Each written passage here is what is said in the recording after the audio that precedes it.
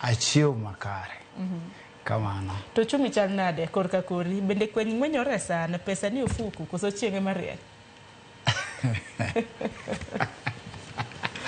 Aya. Ingeni opogore. But atu kiwuoyo koda kaka ng'at ma interact gi japiny pile.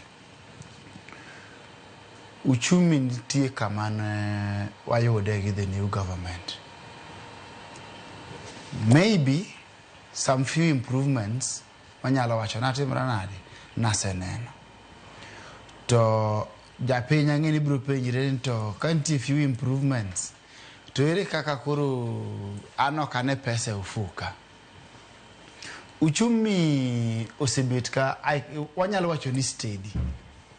Gimomiyo ni steady ing'eni nitie indicators mag uchumi matimo maber kata uchumi ma steady. To one of them wanyalo wacho ni nitie indicators manosechiw. Indicators manosechiw gi kata kidhie treasury, kidhie website mar treasury tibro yudogi. Nitie gik manyiso ni uchumi oendelea kata uchumi odok piny. GDP, gross domestic product, no nyiswa kata kisomo tibro yudo no increase by around 4.7%. Mamano is commendable nikech Kenya onego bedni uchumi mar piny mora mora onego bedni improve. Koro kano improve mano bende otimre nade sawa. Nitie gimiluongo ni inflation. Inflation en medruok e bei mar chiemo mwachamo kata dok ne piny. Ere kaka play not chiemo but gigo mwatiyogo both goods and services. Koro komedore tiende ni inflation otimre nade odhi malo. Kodok piny tiende ni inflation otimre nade odok piny. Koro sama wawuoyo inflation wawuoyo mane bei mag gigo mwatimre nade mwatiyogo.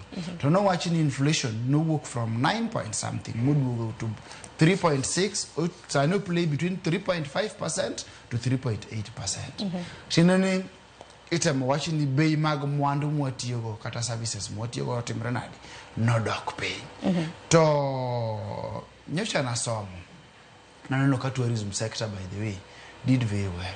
My tourism sector no improved by around 450 billion. You know, mano is a lot. To tourism sector, mano is one of our strengths. Apart from agriculture, Kenya export tourism bende.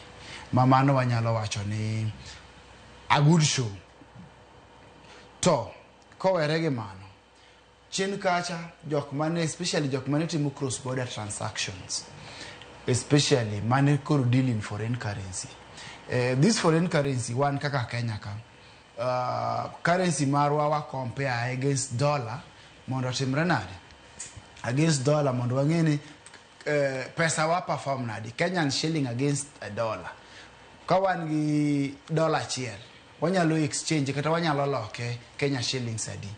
Waneno kano dhi up to around 159 160. To gini nyobedo stabilized mood will go back to around 129.